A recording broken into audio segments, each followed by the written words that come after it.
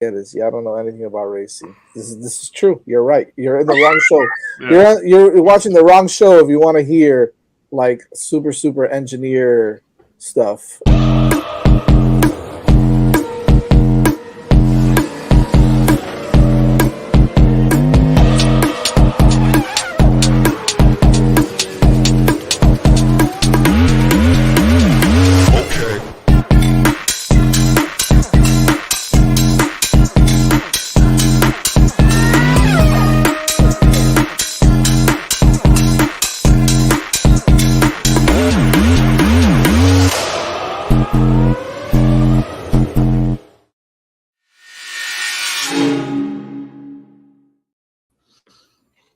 Hello and welcome to another episode of Hitting the Apex. I'm Vish, along with my guy Evan here. Evan, how's it going? Good, brother. How are you? Been a couple weeks. Yeah, we were off last week and we missed the return of Lewis Hamilton. Yeah, I mean, who saw that coming? Shout not out a lot to of people. Dan Barry. Yeah, Well, no, it was.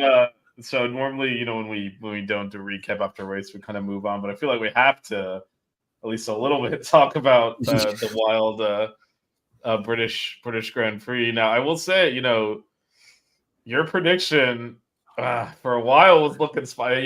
So just to recap, it's been a couple of weeks, but you had Lando, Lewis, Russell. Mm-hmm. Oh God, that was close. That was close for a while. It was close for a Yep. while, and then obviously, Russell had dropped back a bit when he had to retire, but for a while it was tracking. That was the top three, I think, going into the first round of pit stops or close to it. So you were in there, almost had it. I mean, they were running good. Those Mercedes seem to have worked well with the upgrades so far. We'll talk about that a little bit later on as well. But yeah, I kind of figured Lando was still going to have the fastest car, which he did. I mean, even throughout the entire weekend, he had probably the fastest car overall. Just they've been shooting themselves in the foot. We talked about this last time. They've really killed themselves. Yeah, and you and I are obviously we're McLaren fans, but we remember back when it was them and Ferrari competing for supremacy, and yeah, we like you said we talked about this. Their pit wall work does not match the pace of the car anymore, and it's slow pit stops, it's bad calls, they threw the race away. They absolutely threw it away. All they had to do was go onto mediums. Which they had. That's the thing. They did all of the work throughout the weekend. They had a brand new set too. Yeah, they did all of that work throughout the weekend to save that set of mediums, and then went to the softs. And yeah, it was indecisiveness too, because it was a lot of oh, what should we do? Oh, I don't know. This might be good. This might be better. Are we going to cover off this person? Are we going to cover off this person? Are we going to go after Hamilton? Are we going to cover off for stat? It was so indecisive. You look at the difference between there and then you listen to the radio call from Lewis Hamilton, and it's like, okay, yep, this is the better tire. This is where we're pitting. Okay, no problem. Done. Yeah, and Hamilton, didn't have a choice but to go into softs because he didn't have the medium. So it was either, I think it was only softs was really his only real option, or it was used everything else. So he was going onto the soft. Max had saved a set of hard, so he went onto that. The optimal tire though was the medium, which inexplicably you could have put it on. Yeah, and again, but you know what? I blame their pit wall too. Yeah. Because, they said, do you want to cover Max on the hards or Lewis on the softs? And of course, he's racing Lewis at that point. He's going to say cover him because, as you said, it's the fastest car. So, that's the one that if you say, you figure same tire, straight shot, I'm going to get him. Yeah. And then, like, as he's entering the pit line, and then they always realize, or it could go mediums. It's like, it's too. Yeah. It's like at this point, it's too late. Also, you just make the call. Just make the call. Just make the call and say, "Hey, we're going on to mediums." Trust your preparation, your simulations, and your Piastri, who was busy setting fastest laps on the mediums at the time, and say, "Okay, that's the right tire." So they tried to cover off Hamilton, kind of threw the race one way. Actually, finished third. As we mentioned, Hamilton, though I would say managed the race, as you said, better. Very well. Kind of stayed calm the whole time, no panic, even when, that first stint, they were Russell got out in the lead. Hamilton eventually overtook him because he drove a more controlled stint. Russell kind of cooked his tires earlier. Yeah. But then once that got damped, the McLarens really came into it. Both Piastri and Norris passed him. He just stayed calm, didn't panic and pit too early like our guy Leclerc did and Perez did and threw their races away, right? So just stayed calm. And he did the same thing on the second stint, maintained, his just even keel. I'm going to drive this on the inners. Even when they started fading, kind of kept it together. Undercut and most importantly, that last stint, Norris cooked his sauce. He really did. As much as that was the wrong tire, he cooked them, and then Max obviously, came through and passed, and then, Hamilton not only held off Norris, but had enough left in the tire to hold off Max at the end. Max never really threatened. He got edge of the DRS zone, but not enough to actually overtake. And that's because, again, it was a controlled drive and, worthy win. First time in a long time for him. It's a good throwback. Good to see that. And it was good that it happened in at Silverstone as well. He got kind of the home crowd feels going on and with everything that's surrounding him and this team and all the controversy that's been happening, whether it's George Russell winning the week before because of a crash or and you can tell that this team has really been building up and really been doing a little bit better. Bless you. Really been doing better incrementally throughout this season. It's so much like how McLaren did last year, where it was like an on-off switch that right after the summer break they were just miles faster than everybody else. They've really just been building. They've gone up from the fifth fastest team to the fourth fastest team to the third fastest team now, and you can really tell. And they're putting themselves, like we said, in good positions by making good decisions, by making good calls on the pit wall, and nobody has ever said that Lewis Hamilton has lost a step. Nobody has ever said that. Everybody has always just said this car isn't good enough. They're not putting him in the right position, and now they are. And now the car's being able to compete. The team is still making the right decisions and timely decisions, and it's putting both of the drivers on that team in a position to win. And it just so happened that this was the weekend for Max or for Lewis to do it. Last weekend or the weekend before that was for Russell, and you got to give him credit for that. And as much as they were the Darth Vader, the Empire for so long, we were all so happy when Max started taking over, and now Max has kind of become that evil Empire. But it's good to see him win that race. It's good that he got one more before he goes over to Ferrari, and we'll see what happens moving forward. If he can keep on this roll, maybe Mercedes, will be a challenger up there with McLaren and Red Bull for the rest of the season. Yeah, and yeah, they, like you said, their upgrades work. They've kind of taken a step forward. They were quickest the whole weekend, 1-2 qualifying. Like, it wasn't a fluke. Max obviously had the issue in qualifying where he went off road and damaged his car slightly. But even in the race, I mean, he got up closer. Red Bull had brilliant strategy, pitted the right time on the first stint to go the inters and gained several seconds back that they'd fallen back, and then obviously the hard tire was the right call at the end, got them second. But they strategized their way into second. It wasn't second on pace. So really, it shows, that these top teams like Red Bull, they don't often have to do that because they're so much faster. But when they do, they still got it. They strategize. They strategized his way into second place, and he probably should have been fourth or fifth. And that was impressive from them as well. And obviously, again, Max is always gonna max out the car. Guys, I caught myself saying, I was like, don't do it. I was like, I got nothing. No. It's fine. You're always going to, Checo's a whole other just disaster after disaster for him. But one other thing I want to touch on, so we'll get standings, got to talk about Hungary, which is a totally different track, so it'll be interesting to talk about that. But what is going on with the Ferraris? They have dropped back. They actually brought upgrades. They didn't work, so they took them off the car last weekend. So that's not great for them right now. What's going on? As you mentioned, Mercedes is taking the step, McLaren's taking a big step. They're now challenging at the front with Red Bull, and Ferrari is who was challenging Red Bull at the beginning of the season, is now falling back, or are they're just fourth now? Like, what happened? I mean, it's really hard to say because they have been trying these upgrades. Maybe it's just the strategy, or not the strategy, but the direction that they were going with the car. A couple of years back, we saw that Mercedes go with that zero side pod, and it really just didn't work. And it's taken them this long to really get back to where they're at right now. Maybe Ferrari went in a new direction this year, tried something different, and those upgrades that they've been bringing in just aren't working right, especially for these types of tracks. Now we'll see with Hungary coming up. It's a very different type of circuit. It's very technical. It's shorter. It's very downforce heavy. Maybe this is a track that kind of suits that car a little bit more. Obviously, Ferrari did win in Monaco, and because it is a similar type of track, they actually called the Hungarian like a baby Monaco because it is tight and twisty and downforce dependent.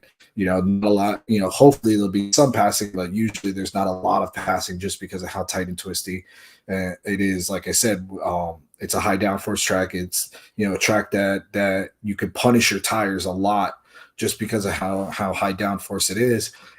But it seems like, again, like I said, because Ferrari's success over there in Monaco, maybe this will be a track that kind of suits them a little bit better, and they'll have the opportunity to go there. There's so many of these cars that we see that are track dependent, that are the style of the track helps or hinders in one way or the other. You look at somebody like Williams going to Azerbaijan. I think I got that name right. I'm pretty positive. They've always been good at the high speed tracks, there and how it was, similar in Canada, that they always seem to, be able to pull out a little something extra, maybe in the top of the field because it's a high speed track. Something like what we're looking at this year with Ferrari, they're better at those lower speeds, the more technical high downforce tracks. Maybe it's just an aspect of that car. I'd love to see them try, or at least compete this weekend. Because we've said this before, or we've said this all season so far. There's been 5 different winners so far in the past 7 races. We haven't seen that in the past 3 or 4 years, that there's been this much turnover of who's the fastest team this week, who's the winning team this week, who's in the top 3, who's in the top 5. And it's good for the sport. It's what we all want to see. This is what we've been talking about ever since we've been on this show, is we want to see racing. We don't want to see just one person in the front taking it off away from everybody else. So that's my opinion. I think that Ferrari might have a decent weekend this weekend. Maybe not win, but maybe at least be up there and be a little bit more competitive. Yeah, well, we'll certainly see. Like I said, it's a very technical track, twisty, not a lot of flat out straights, just the one straight. We're gonna look at the track in a second, so we'll see that. But yeah, it's a different kind of track than we have been on a lot more of the power circuits lately. So Austria, UK, those are. Those are power tracks, so this will be different. Yeah. But let's take a look at the old standings here to see where we sit after Lewis's win in the British GP. So Max, not surprisingly, still up top. Lando first. Second, Leclerc third, Sainz fourth, Piastri fifth, and Checo, George Russell, and Hamilton the top 8, and then that's where there's the big drop off from them down to Fernando. There are really 4 cars that are kind of on a different tier than the rest. So that's where the standings are. Again, not really competitive at the top. However, the third place is tightened up. Certainly, 5th to 8th is only 14 points in separation there. So a lot of movement that can happen over this back half of the season. Actually, we're only halfway through the season. So now with the F1 calendar jam, there's almost year-round racing at this point. So there's we're only halfway through the season actually, but doubt we'll see a title fight at the top. But really anything else you could see mixed up, especially with the way these cars have evolved. And just because you're faster now doesn't mean you're gonna be faster 2 or 3 races from now. So it is very tight.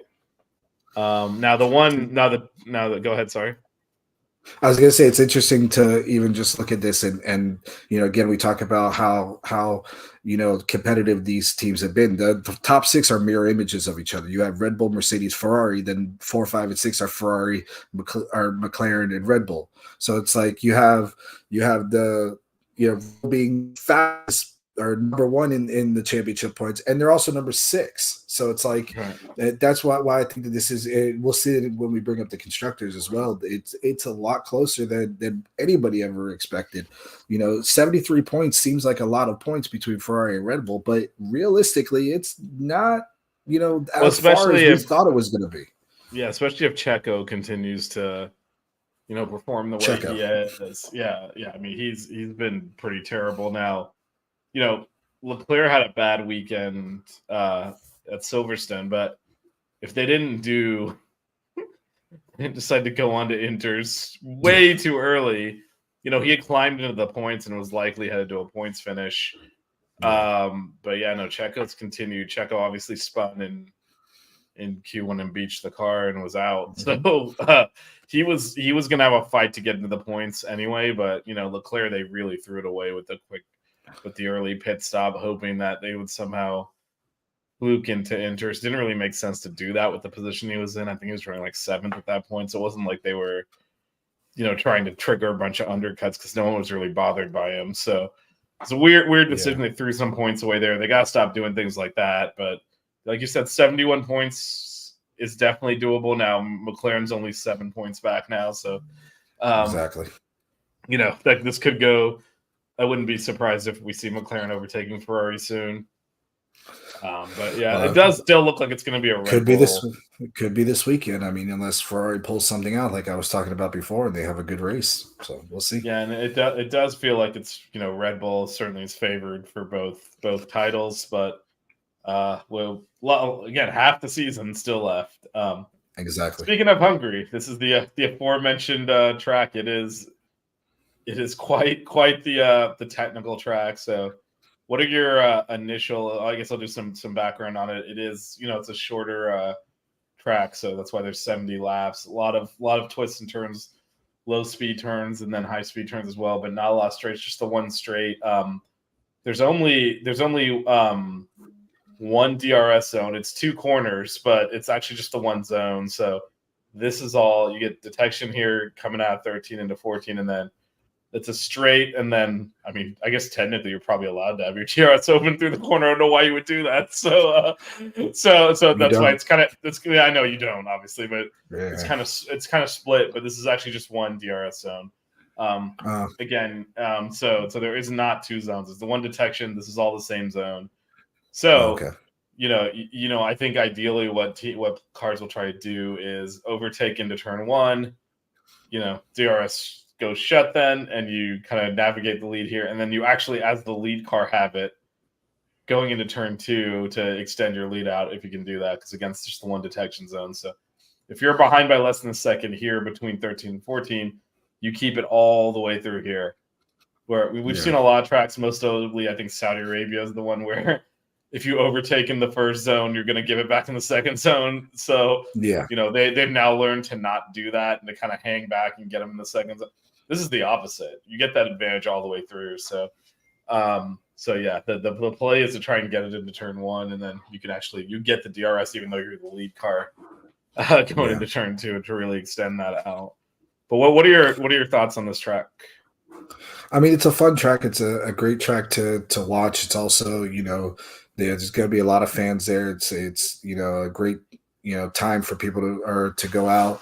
Hungary is a great track. Overall, I could tell you just side note on it. It's one of my favorite tracks to use in the funny enough in the F game, just because of that turn 1, 2, and 3, you really go flat out through turn 3 after you get through that turn 2, and that those 2 DRS, or 1 DRS but 2 DRS openings, really makes for some fun racing.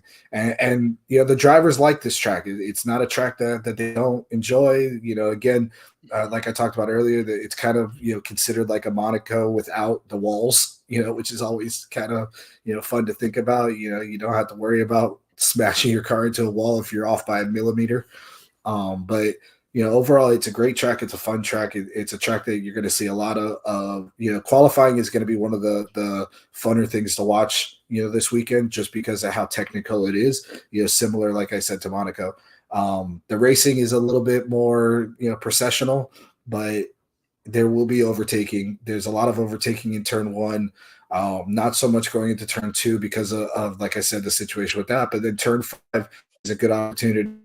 And that last sector and that sector 3, where it's just basically 2 hairpins in a row, leading down to that, first, or down to that the start finish line straight, is always going to be a good time.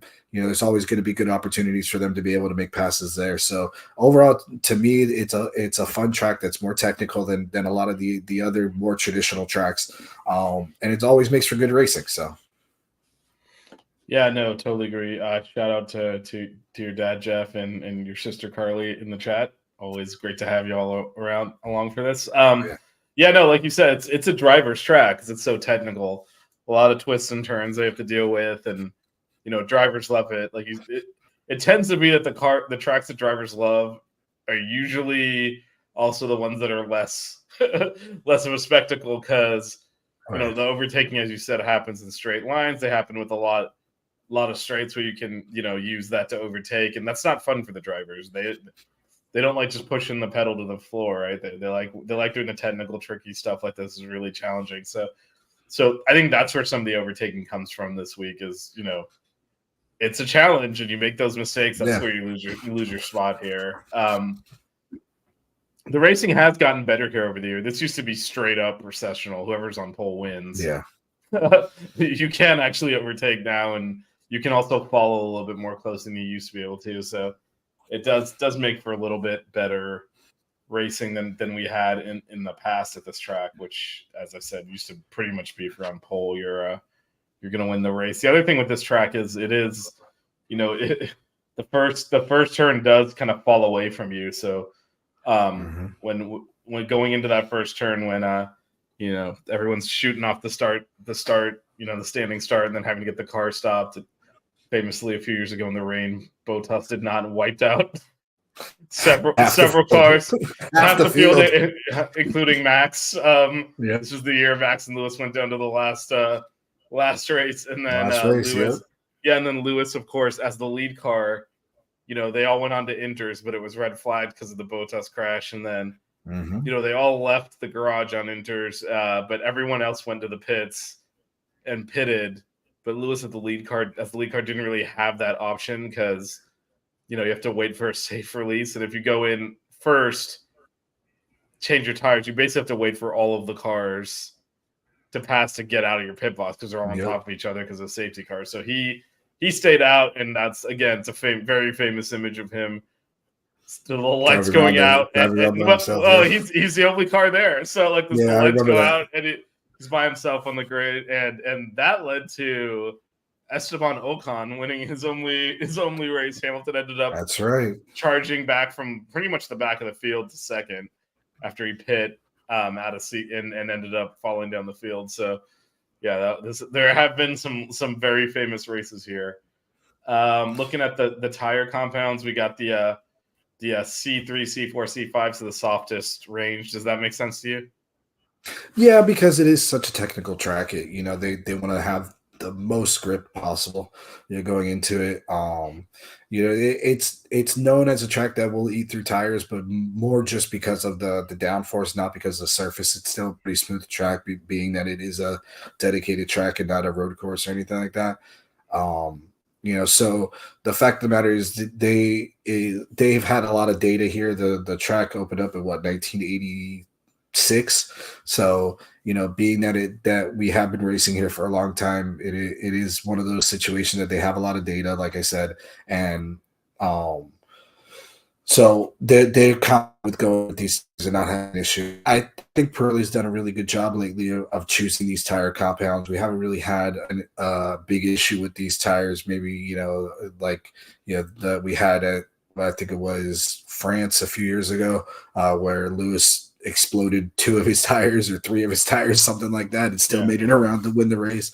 We haven't had something like that happen, especially in these new rule sets with these, with the bigger rims now and the tires that they've been using for these past few years. So, I do agree with this setup. I think especially at a place that is so technical, it's going to be the best thing for them. Yeah, I agree, and I think it'll be interesting. I'm assuming they're going to try and one stop this. Yeah, because overtaking is not easy. So probably medium hard during the race. Yeah, for sure. I think it's always soft for qualifying. It doesn't matter the track. So you can get one lap out of them. Evan, I don't know if you know the answer to your mom's question here. I have no idea what the top speed is in the speed trap there. I think at the end of that first straight there, they hit about 170, 180 miles per hour. They don't quite get up to that 200 mile per hour, that 200 mile per hour limit, or 210 that they can get at some of these longer straights. So they get about up to 175, 180 miles per hour right before they break going into that turn one. What you got to remember is it is kind of a shorter track, and they are accelerating through about 3/4 to about 80% of that whole straight, but then they got to slam on those brakes really hard. So it's not like they're taking that turn. That first turn, you're taking at probably 10 to 15 miles per hour, maybe 30 miles per hour max, because it is such a sharp, hairpin there. Yeah, and that's actually to your point. That's why the speed trap is taken here more towards the middle of the straight. If you look at a lot of tracks that do it closer to the end, because you got to start slowing down here to make that turn. Like I said, not only is it a hairpin, but it's falling away from you. So they start to slow down basically right after this point, which is why the max speed is measured right here. So even it's a shortish straight, and that's even shorter because of the nature of the turn at the end of it is a hairpin falling away. So that is it's if you're looking for max speed, this is not your track. If you're looking to wake up early, though, however it might be, because the race timings, practice Friday 7:30 for practice 1, practice 2 11 a.m. on Friday, Saturday 6:30 a.m. practice 3 for your early birds, qualifying 10 a.m. and then the race Sunday at 9 a.m. So kind of our normal. I feel like that's the normal European breakfast schedule with F1. Yeah, breakfast with F1. All right, quick check. Weather shouldn't be an issue. It is. I will say it, just like the rest of the world appears at this point. Very hot. There's been heat warnings in Budapest all year, all week. I mean, so that's something to watch. We just got one down here. Yeah, no, we get them daily in DC. Everyone, that's what I'm saying. It feels like the whole world is now excessive heat warning, but that we'll see if that impacts the tires and really makes it a little bit more difficult. There is no real rain forecast, so which is interesting because there's usually some type of rain, especially this time of year. There has been some rainy races there. Yeah, it's 11% chance on Friday, 1% on Saturday, 2% on Sunday. So expecting a dry race. I will say, just to get an idea of the temperature. So when I this was 2 or 3 years ago, the first Miami GP, when I covered it as media, I did interview the head of Pirelli. This is still on our YouTube channel somewhere. It's an audio only interview, but I interviewed the head of Pirelli, that Mario Isola. But anyway, I was waiting for him to come out and interview him, and I mean, I guess I should have known this, but Pirelli is a straight up. They're an Italian company, so like everyone that works there is Italian. And so I'm like waiting kind of it's in their hospitality area, but I'm waiting like on the outdoor part of it. This guy comes out, chain smoking cigarettes, just like straight up. and he says, man, the heat here reminds me of Budapest. And I'm just like, okay. So just to give you a gauge, there was some relevance. There was some relevance to where I was going with that. So just to get an idea of the heat and humidity you're experiencing, it is Miami like weather, which this time of year, not ideal to be driving an F1 car. So I do wonder if there's going to be an impact on tire degradation there. Yeah, there might be. And then, we a couple of teams have been doing a bit better at the tire degradation. They've been one of those teams in that top 3, top 4 teams that have been, better when it comes to keeping those tires working good throughout a stint or throughout a race. So we'll see what happens. it's going to be an interesting race. That heat will play a factor. You know, Yeah, and you'll it's see also you'll see it coming off the track, all the oh squiggly yeah, for lines sure. and everything. It's also you know, God, I hate to do this to McLaren, but it actually is a good transition to teams to watch. But I'll start with them. Can they get their strategy right? Can they do their pit stops efficiently? Because they've just been, they've been throwing seconds away on their pit stops. Because Yeah, the top teams are 3, 2, sometimes even sub 2. They're routinely 4.5 seconds. Multiple takes 4 or 5 laps to build up a couple second lead and just throw it away in a pit stop. So we've seen that, and then of course we already have hit pretty heavily on the race strategy deficiencies. So they're my team to watch in terms of just can they get. I think they'll come in here with the quickest car. Red Bull doesn't do as well in the tricky circuits. They're definitely better in the high speed ones. As you mentioned, Ferrari is stronger here, but I feel like McLaren's just passed them on pace at this point. And I still don't fully believe that Mercedes is caught all the way up. I know, they've won the last 2 races. Of course, one of them was not on pace. But yeah, but Hamilton legitimately won the last one on pace-ish. They did have a better, he was right there with Norris, but with the correct strategy, Norris would have won. So, it wasn't all the Mercedes pace thing. But I feel like they should come into this weekend with the fastest car. But I do agree with you. There's no rain or anything, but that heat, it's going to make you, okay, what's the optimal time to get to switch those tires? And when we do that, what can we get an efficient pit stop? And that is that's what I'm watching for in terms of team McLaren. Can they handle their strategy right? Because we haven't we talked about, Norris has been, lost a couple of races here. He probably should have won, but the strategy got him. Like, Piastri's had it worse. Like, again, you're seeing 2 teams. You're seeing very bad luck. Not to go all the way back to the British GP now, but this wasn't even luck. You have the 2 cars, right? They're right next to each other, and then right behind them are the 2 Mercedeses. Mm-hmm. Mercedes, no hesitation. We're double stacking. Yeah, we're gonna lose some space. We're gonna lose a place. It's gonna slow him down, but going a whole other lap on this wet is a terrible idea. We're going to lose like 15 seconds versus, a couple extra seconds at the pit stop. And McLaren was just doing box opposite the whole time. Yep. And they didn't even think, hey, let's just double stack it and take the hit. And instead, so Norris was in front. He got the privilege. And then, they left Piastri out there to tiptoe around for an entire lap and blew his race. Yeah. And so... yeah, so I'm looking at their strategy. What team are you looking at this week? Who's in your focus? I mean, I already talked about this a little bit earlier. I want to see if Ferrari can, kind of show something. I think that, again, this track kind of suits them a little bit better. And I know I'm taking Jazz's place here, but, I kind of want to see if they can, put up a fight. They really haven't been lately. They've kind of just been settling for that 3rd or 4th best team on the grid. I want to see if they can actually come out there swinging and do a good job of qualifying and practice and show that car can work at these types of tracks, because there is still a couple of these tracks moving forward. You look at where is it that Max is from? The Dutch Grand Prix is another track that's similar to this. That's very technical, tight, twisty type. In the Netherlands, that track is very much like that. What Zan, I think it's called. I'm not kidding. But yeah, that's another track that's like this. And then you have a few other tracks, throughout the rest of the year that have that similar kind of technical to high downforce, tracking. If they could put up a fight at least here and do good, that shows that it's, the car's concept, it will work, but it just works in certain areas, similar to kind of how it is, for a few of those other teams, like I said earlier. So I really do. I want to see Ferrari come out and come out swinging and do a pretty good job overall. Hopefully they'll be able to. Yeah, no, that's a good shout. It'll be interesting to see this. Like you said, this is a track that does seem to on paper suit them better. So good opportunity maybe for a bounce back after. Like you said, they've won. Yeah. Leclerc wins Monaco, and it's like, wow, it's a great story, Ferrari, and then like they just have fallen off completely since then. Been one bad race after another. All right, in terms of individual drivers, who you're looking at? Really, I want to see Russell and Kim bounce.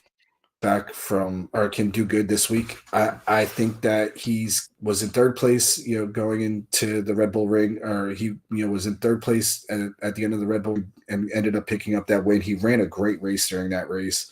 Obviously, he was doing pretty good at Silverstone, and then he had a car issue. I want to see if he can bounce back. I know this is we like to kind of meme on him a little bit, but he's had one race where he got super lucky and won, and then one race where he got super unlucky. If he can bounce back and make a top 5 finish or something like that, I think it would be good for him, and especially moving forward with what seems to be upgraded, much better Mercedes than what's been going on or what they've had for the past few years. So I kind of want to see what Russell does going into this. I think he was really like I said, he was for sure definitely disappointed last week, with what happened in Silverstone. So, how do you bounce back from that? How do you, recover from that and see if they can have both of those cars up there in the top 5?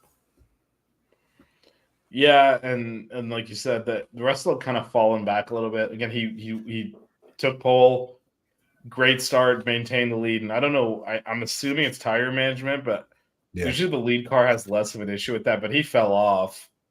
Ended up 4th by the first round of pit stops. And then, again, we talked about this a minute ago, they double stacked him, so pushed him back to 5th. And he never, and then he had the hydraulic issue, I think is what it was, and retired. So, but he had already dropped back 5 spaces. So I think he was probably less.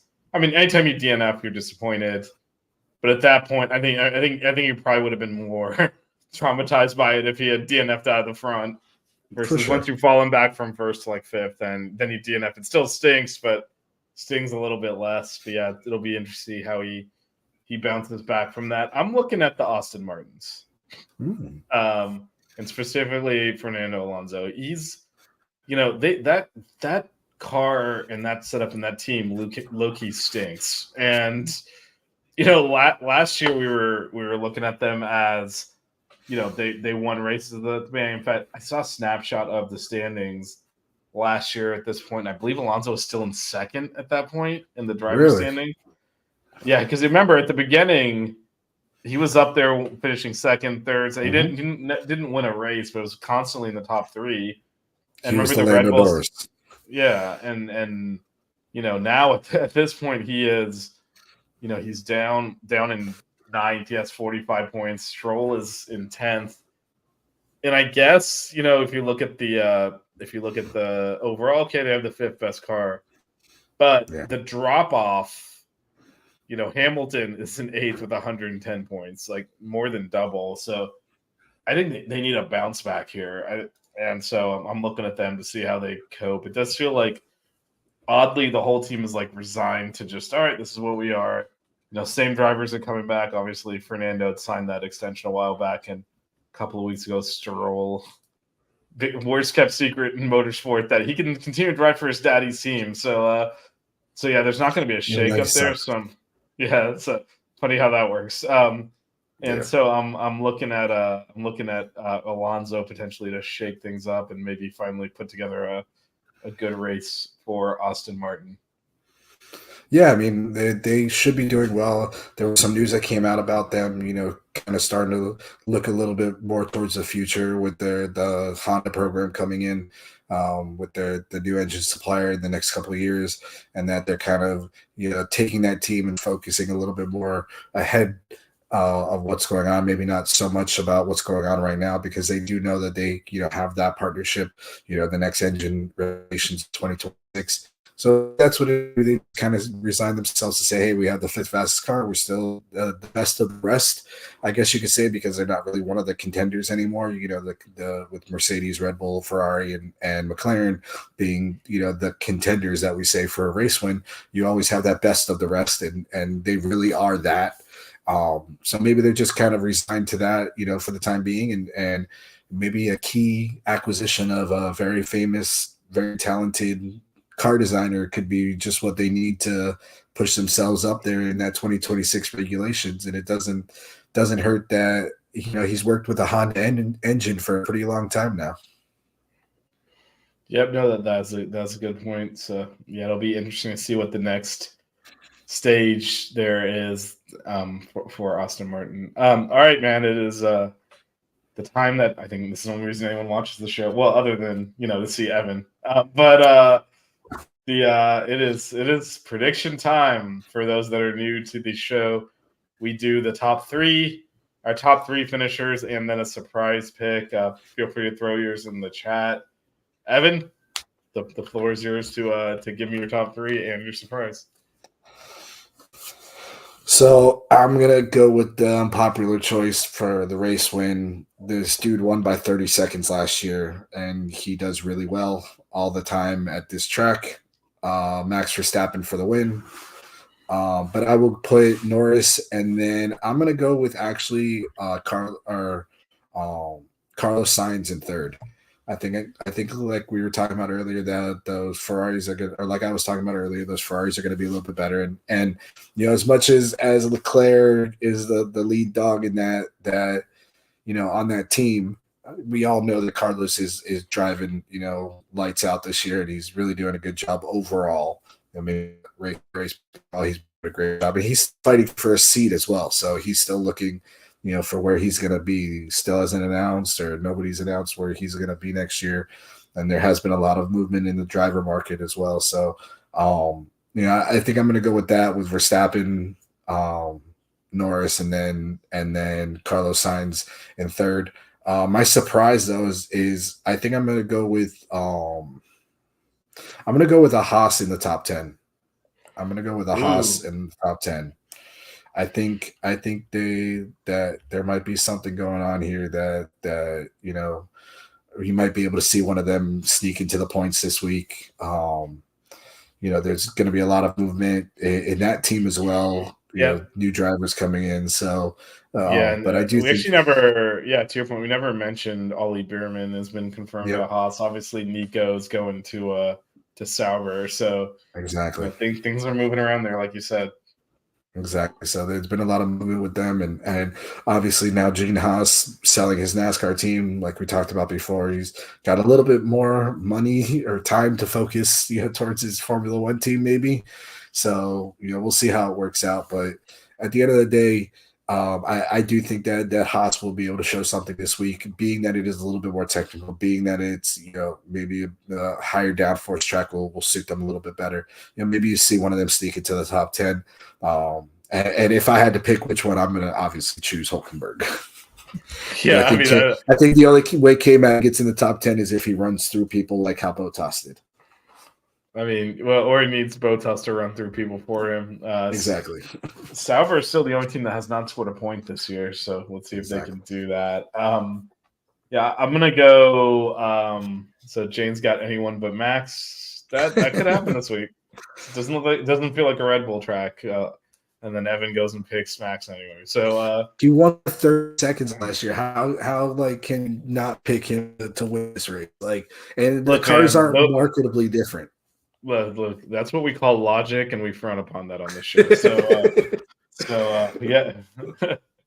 See, Carly's got. Oh wow, the siblings sharing a pick here.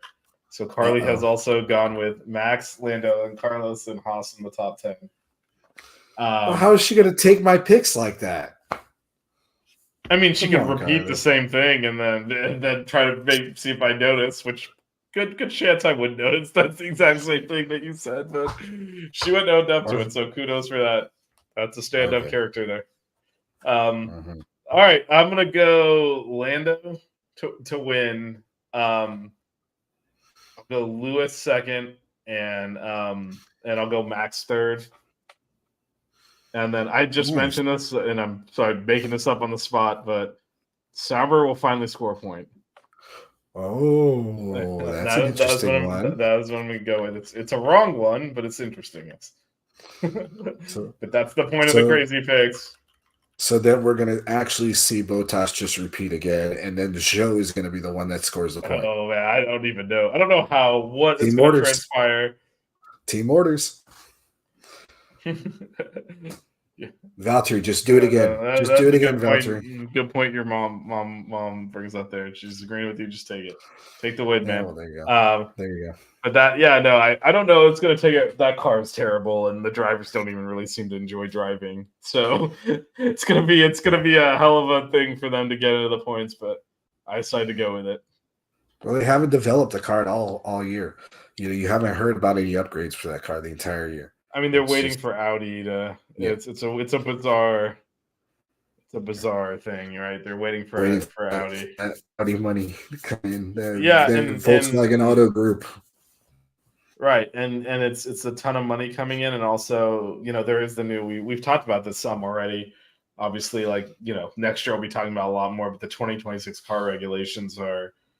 That's what this is, a team with an influx of money coming in, building towards that regulation, and not really going to spend anything on this generation of cars. So for sure, it is what it is. Makes sense. But score a point, you can do it. Score a point, just one. That's all we need. Yep, that's just to make my prediction come true. There's an F2 driver who has more points than him. Than that whole team. Actually, Ollie Byrne must have. I gotta look now. He's got to have more points than quite a few teams, right? Because didn't he finish? Yeah, probably. Where did he finish? He's got 6 points. Okay, so maybe not as many as I thought. I'll put him ahead of Sauber and Williams, just behind Alpine. He's 3 points behind Alpine. Yeah, no, that's crazy. That's something. Yeah. Anyway, new Haas driver, Ollie Byrne. So there you go. New Haas driver. And he's done good too in F2. I've watched a couple of these F2 races. He's been running really well. Yeah, I mean, I hope so. He ran well in an F1 car, so hopefully he can handle an F2 car. All right. So next after this week, talk about opposite tracks. Next week is Spa. So that is a power circuit. That is, I think, a lot of people's favorite track. That is a fantastic track. So we'll be talking about that next week. That is, there's no off week this time. So after Hungary, straight to Spa, and then it's summer break. Then it's 4 weeks off. So we are getting into it. So we will be back next week, same time and place as usual. Talk Hungary and then preview Evan's favorite track, Spa. Thanks for watching. All right. Have a good night, guys.